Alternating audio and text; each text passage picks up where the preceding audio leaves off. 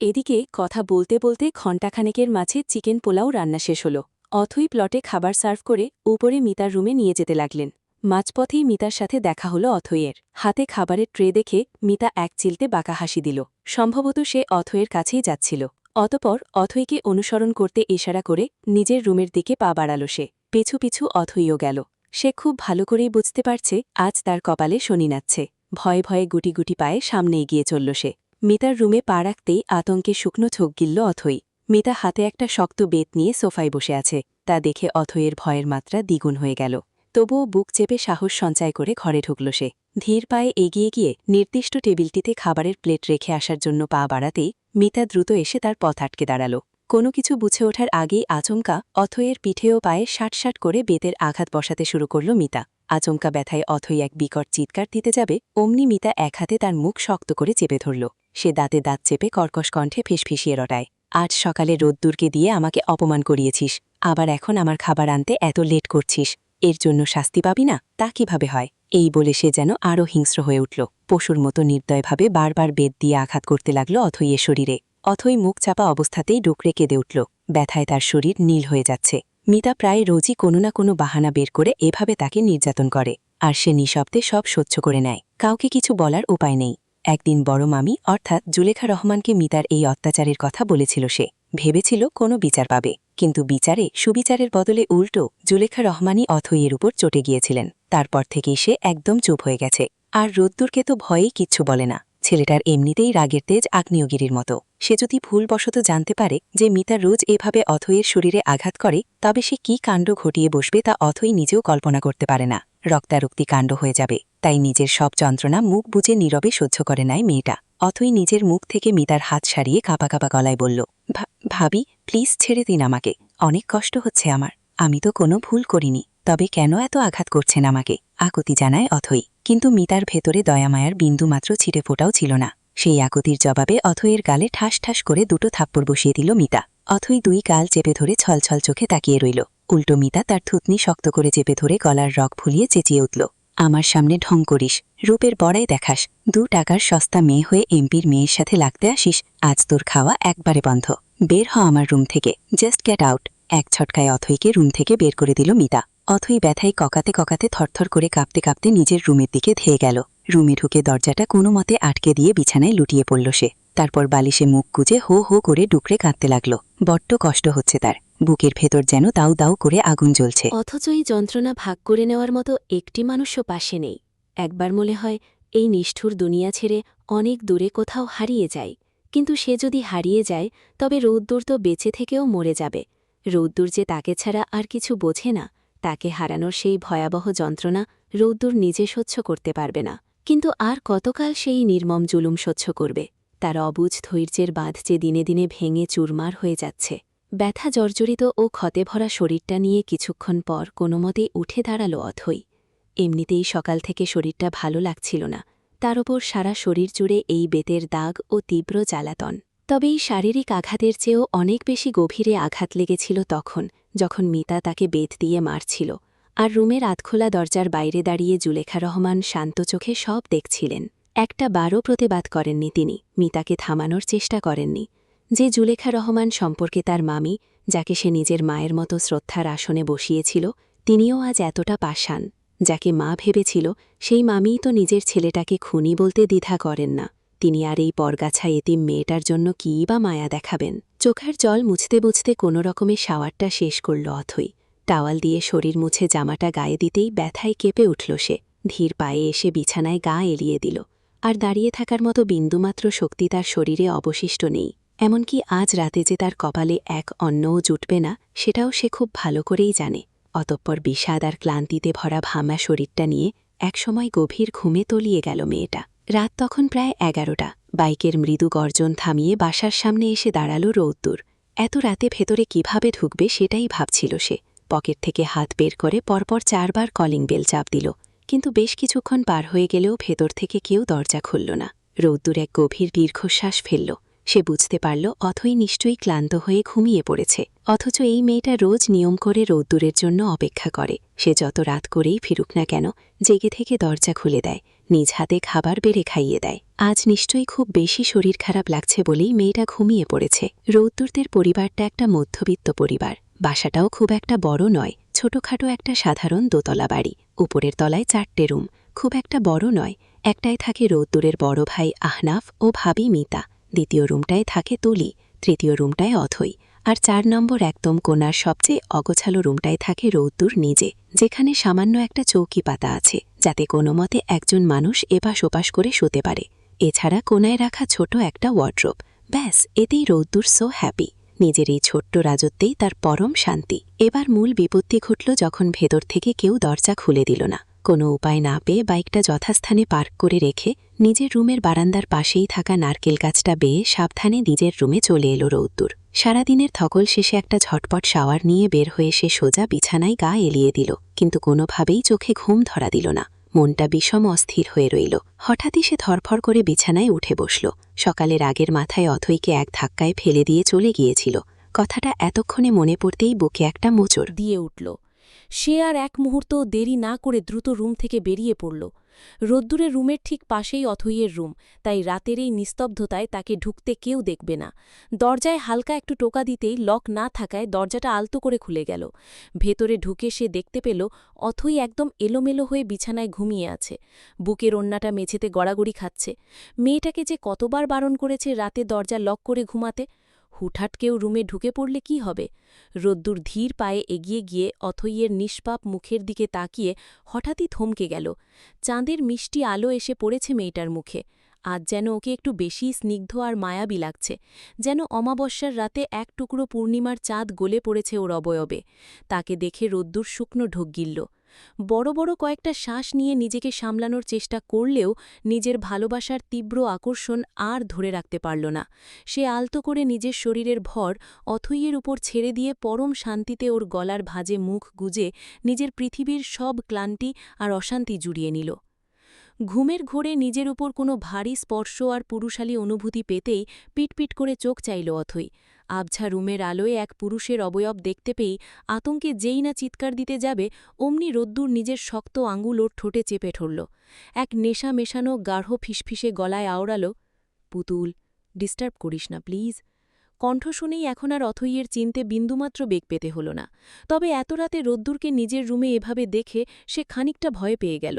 রোদ্দুর তো কোনোদিন রাতের বেলা ওর রুমে এভাবে আসেনি, তবে আজ কেন এলো? সে কাঁপা কাঁপা গলায় জিজ্ঞেস করল, রোদ ভাই, তুমি এত রাতে এখানে কেন? রোদ্দুর মুখ না তুলেই নিচু গলায় প্রশ্ন করল, খুব লেগেছিল তখন। এই বলেই রোদ্দুর ওর গলায় মুখ গুজে রাখা অবস্থাতেই হাত বাড়িয়ে কোমর পেঁচিয়ে অথৈকে নিজের আরও কাছে টানতে গেল, কিন্তু স্পর্শ লাগতেই আচমকা অথৈ তীব্র ব্যথায় কেঁপে উঠে কুঁকড়ে গেল। মুহূর্তের মধ্যে রোদ্দুর সোজা হয়ে বসে পড়ল। অথৈ কেন এভাবে যন্ত্রণায় কুঁকড়ে উঠল তা সে বুঝতে পারল না। বিচলিত হয়ে আকুল কণ্ঠে জিজ্ঞেস করল, পুতুল, কি হয়েছে তোর? ব্যথা পেয়েছিস কোথাও? বল না আমাকে, কোথায় ব্যথা পেলি? দেখা আমাকে। রোদ্দুর যেই না ব্যথার জায়গাটা দেখার জন্য অথৈয়ের জামায় হাত দিতে গেল, অমনি অথৈ ছিটকে গিয়ে ওর হাত দুটো শক্ত করে টেনে ধরল। চোখ রাঙিয়ে শাসনের সুর তুলে বলল, রোদ ভাই, তোমার সাহস তো কম নয়, তুমি আমার জামা তুলে দেখতে চাও আমি কোথায় ব্যথা পেয়েছি? রোদ্দুর একটুও না দমে গম্ভীর কণ্ঠে বলল, দেখলেই বা কি প্রবলেম? তোকে তো আমিই বিয়ে করব, নিজের বউ বানিয়ে ঘরে তুলব, তারপর তোর সব কিছু দেখার আর আগলে রাখার পূর্ণ অধিকার তো আমারই হবে। আর এখন তো আমি ওসব কোনো উদ্দেশ্যে দেখতে চাচ্ছি না, জাস্ট দেখতে দে কোথায় ব্যথা পেয়েছিস। কোথাও ব্যথা পাইনি আমি, তুমি দূরে সরো তো আমার কাছ থেকে। অথই মুখ ঘুরিয়ে নিল। রোদ্দুর নিজের ভ্রু কুচকে শুধাল, ব্যথা তুই ঠিকই পেয়েছিস, নয়তো সামান্য কোমরটা আঁকড়ে ধরতে গেলে কেউ এভাবে ব্যথায় কোকিয়ে ওঠে? দেখা আমাকে পুতুল। রোদ ভাই প্লিজ, অথই মিনতি করল। ওকে ফাইন, দেখাতে হবে না, তবে বল কিভাবে ব্যথা পেলি? বললাম তো পাইনি ব্যথা, তুমি অযথা হাইপার হচ্ছ। আর এখন চুপচাপ আমার রুম থেকে বেরোও তো। মামনি বা অন্য কেউ দেখতে পেলে কত বাজে দেখাবে বোঝো না? রোদ্দুর ভাবল সকালে তার ধাক্কাতেই হয়তো মেয়েটা পড়ে গিয়ে কোথাও চোট পেয়েছে, তাই আর এসব নিয়ে ঘাটাল না। সে আর কথা না বাড়িয়ে হুট করে অথৈকে এক হেঁচকা টানে এনে নিজের কোলে বসিয়ে নিল। পেছন থেকে ওর কোমল ঘাড়ে নিজের মুখ রেখে স্নিগ্ধ ও সতেজ কণ্ঠে আওড়াল, কে কি দেখল আই ডোন্ট কেয়ার। শেহরাজ রোদ্দুর এক আল্লা ছাড়া আর কাউকে ভয় পায় না। আর আমি তো আমার পুতুলের সাথে খারাপ কিছু করছি না, তবে কেউ দেখলেই বা কি এমন আসবে যাবে? রোদ্দুরের এই বাহুবন্ধনে এসে অথৈ কি বলবে আর ভেবে পেল না। দুজনই কিছু সময়ের জন্য একদম নীরব হয়ে গেল। রুমের নিস্তব্ধতায় কেবল দুজনের নিঃশ্বাসের শব্দ প্রতিধ্বনি হতে লাগল। হঠাৎই রোদ্দুর নিজের ঠোঁট দুটো অথইয়ের কানের খুব কাছে এনে অতি ফিসফিসিয়ে বলল, পুতুল, চল বিয়ে করি আমরা। আচমকা এমন এক ভালোবাসার প্রস্তাবে অথই ঘাবড়ে গেল।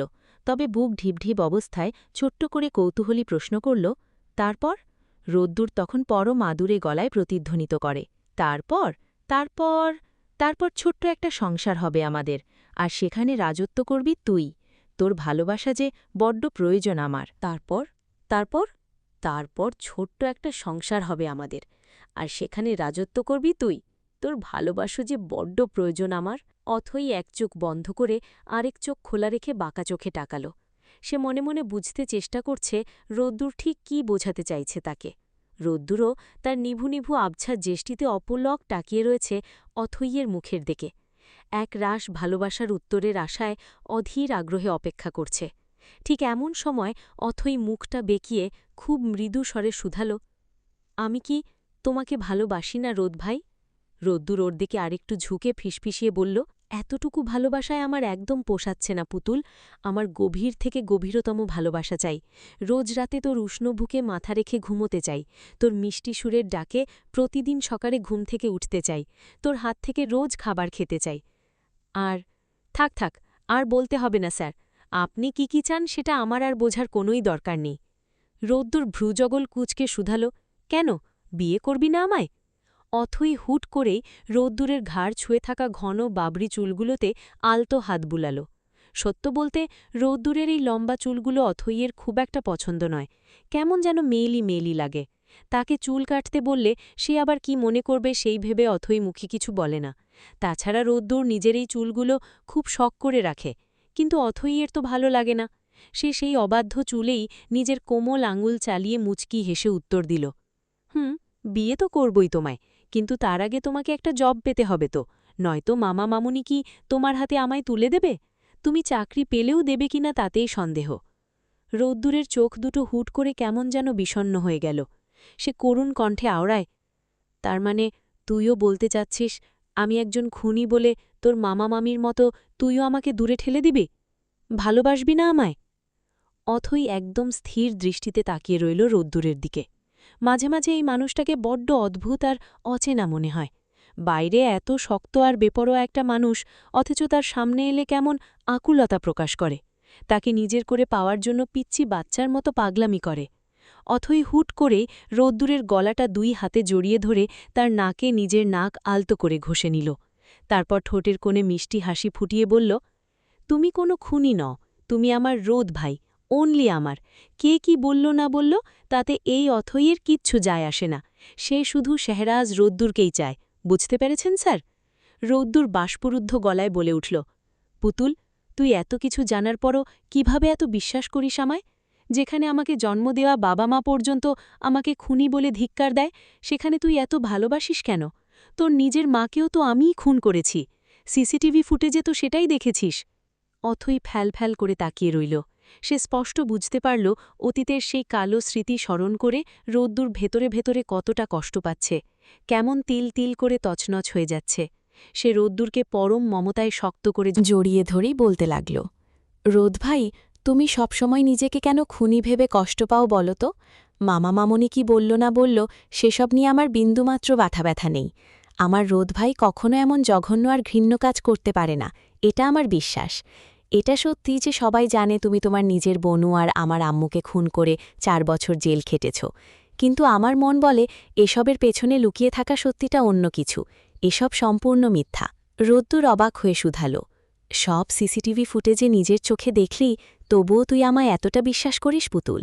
যে ছেলে মায়ের গর্ভে একসাথে নিজের যমজ বোনের সাথে বড় হয়েছে, সারাদিন বোনের সাথে দুষ্টুমি করেছে, তাকে ছায়াসঙ্গী হয়ে আগলে রেখেছে, এমনকি বোনের একটা হাসির জন্য নিজের জীবন বাজি রাখতে পারে, আবার যে নিজের ফুপিকে পাগলের মতো ভালোবাসে, যার কোলে পিঠে সে বড় হয়েছে, যার আঁচল ধরে ঘোরেনি এমন কোনো দিন নেই, যার হাতে না খেলে যার একবেলা ভাত পেটে যেত না, সেই ছেলে নিজের হাত দিয়ে তার জীবনের এই প্রিয় দুটি মানুষকে কিভাবে মারবে বল আমায়?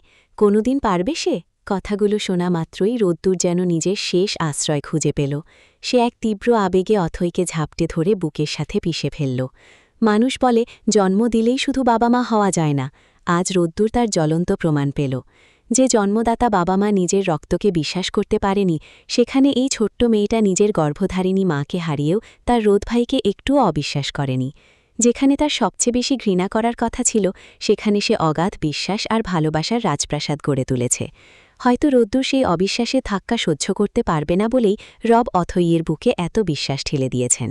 হঠাৎই রোদ্দুরকে জড়িয়ে ছড়ে রাখা অবস্থায় অথইয়ের নজর পড়ল রোদ্দুরের হাত দুটোর দিকে।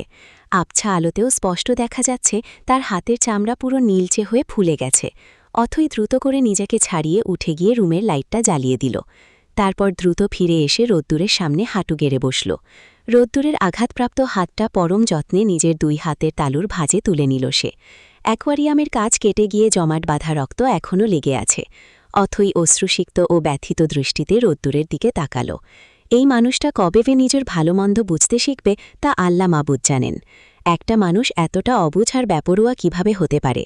এর থেকেও বেশি চমকে গেল যখন দেখল ডান হাতের কনুইয়ের কাছে চামড়া ছিলে একদম থেতলে গেছে। নিশ্চিত বাইক থেকে পড়ে গিয়ে রাস্তায় হিচড়ে যাওয়ার ডাক। অথই অভিমান আর রাগে চেঁচিয়ে উঠল, রোদ ভাই, তুমি কবে নিজের এই বেপরোয়া স্বভাব কমাবে বলো তো? এত কিসের রাগ তোমার? দুপুরে নিজের হাতে অত বড় কাছের আঘাত নিলে, আবার বাইক থেকেও পড়ে আঘাত পেলে। যে বাইক তোমাকে এত কষ্ট দেয়, সে বাইকটা তুমি ছেড়ে দিতে পারো না? রোদ্দুর ঠোঁটের কোণে বাঁকা হাসি ঝুলিয়ে নরম গলায় বলল, তুই আর বাইক, এই দুটো ছাড়া রোদ্দুর এক মুহূর্তও থাকতে পারবে না। এই দুটো জিনিস আমাকে যতই কষ্ট দিক না কেন। অবশ্য আমার এই পুতুলটা আমাকে কখনোই কষ্ট দেয় না। এই বলে রোদ্দুর নিচু হয়ে অথইয়ের কপালে পরম ভালোবাসার একটি দীর্ঘ চুমু এঁকে দিল। অথই আরও রাগান্বিত হল। লোকটা সবসময় এভাবে কথা ঘুরিয়ে দেয় কেন? কেন নিজের যত্ন নেয় না? চুপ করো তুমি। নিজের শরীরের দিকে কেন একটুও তাকানো না বলো তো? আর বাইকের স্পিড কি একটু কমিয়ে চালানো যেত না? তা করলেই তো আর অ্যাক্সিডেন্টটা হতো না। তোমার তো ইচ্ছে করে এসব করার, আর কষ্ট পাই আমি।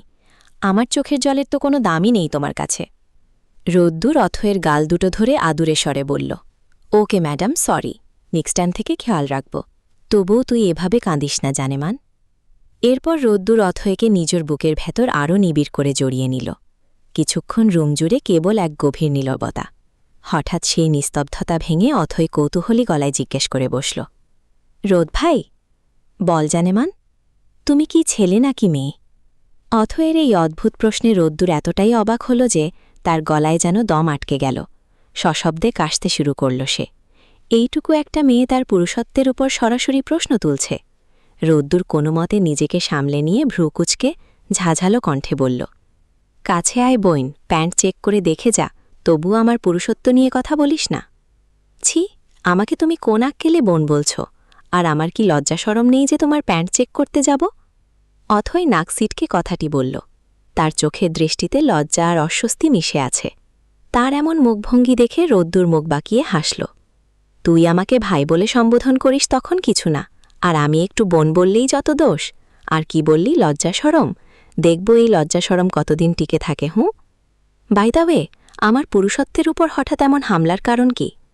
অথই একটু ইতস্তত করে বলল, না মানে, তোমার চুলগুলো কি একটু ছোট করা যায় না? কেমন যেন মেয়েদের মতো লম্বা চুল তোমার। রোদ্দুর এক মুহূর্ত চুপ থেকে জিজ্ঞেস করল, তোর কি আমার লম্বা চুল পছন্দ না? ওকে, তাহলে ছোট করে ফেলব।